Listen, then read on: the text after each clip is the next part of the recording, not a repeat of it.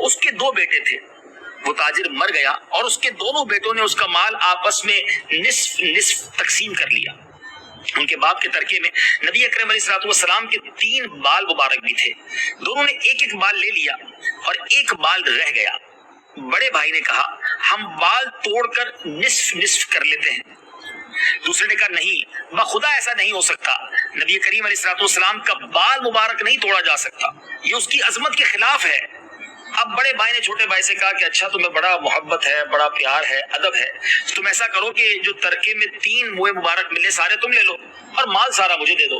اس نے دنیاوی فائدہ دیکھا اور چھوٹے بھائی کے گویا عشق کو آزمایا۔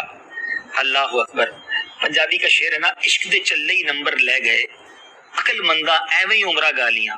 بعض اوقات عشق والے ایسے فیصلہ کر جاتے ہیں جو دل اور دماغ میں نہیں آتے، لیکن اس کا نتیجہ ہی کچھ اور ہوتا ہے۔ ایک اور شاعر لکھتے ہیں نا، عقل والوں کے نصیبوں میں کہاں ذوق جنون، عشق والے ہیں جو ہر چیز لٹا دیتے ہیں۔ اب کیا کیا اس چھوٹے بھائی نے، 3 موئے مبارک لے لیے، سارا مال اپنے بڑے بھائی کو دے دیا، کہا یہ خزانہ میرے پاس رہے گا۔ اب اس نے کیا کیا، روزانہ موئے مبارک کے سامنے کھڑا ہو کر درود پاک پڑھتا رہتا، درود پاک پڑھتا رہتا، اور بڑے بھائی اپنے کاروبار میں لگ گئے۔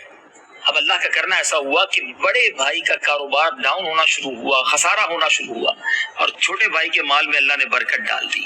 اللہ اکبر، اور اب بڑے بھائی کا سارا مال و متاع وہ ختم ہو گیا، چھوٹے بھائی کا کچھ عرصے کے بعد انتقال ہو گیا۔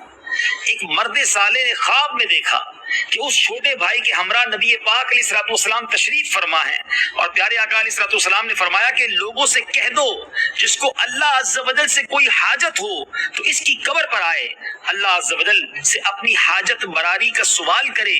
بس لوگ اس کی قبر پر آنے لگے، یعنی اس کی قبر پر لوگوں کی دعائیں قبول ہونا شروع ہو گئی، تانتا بن گیا، اور یہ حال ہو گیا کہ اب کوئی سوار بھی اس کی قبر کے قریب سے گزرتا تھا، ادب کے مارے سواری سے نیچے اتر کر پھر اپنی سواری کو لے کے جاتا۔ اے میرے بیچ اسلامی بھائیو، کیا سیکھا آپ نے اس سے؟ یہاں درود پاک کی فضیلت بھی ہے اور یہاں ادب کا مقام، ادب کا فائدہ بھی ہے۔ بڑی پیاری بات ہے نا، با ادب با نصیب، اللہ ہمیں با ادب بھی رکھے، درود پاک کی کثرت کرنے کی ہمیں سعادت بھی دے، اور جن کے پاس بالخصوص موئے مبارک ہیں اس کا خوب ادب کریں، خوب درود پاک کھڑے ہو کر اس کے سامنے پڑھا کریں، اس کی برکتیں ہیں۔ یہ بڑی سعادت کی بات ہے کہ ہماری ان گندی آنکھوں کو نبی پاک کے جسم اقدس کی حقیقی جسم اقدس سے جس چیز کو لگاؤ کہہ لیں، اٹیچمنٹ کہہ لیں، وہ دیکھنے کا موقع مل رہا ہے۔ اور ایک ایسا جیتا جاگتا معجزہ ہے کہ آج بھی تقریباً 1450 سال گزرنے کے بعد بھی جس کے پاس ایک موئے مبارک ہوتا ہے، کچھ عرصے کے بعد وہ بڑھ چکے ہوتے ہیں۔ دیدار موئے مبارک کیجئے، درود پاک کی کثرت کیجئے اور برکتیں لوٹیے، اور ہمیشہ با ادب رہیے۔ اللہ مجھے اور آپ کو ہمیشہ با ادب رکھے، بے ادبی اور بے ادبوں کے شر سے محفوظ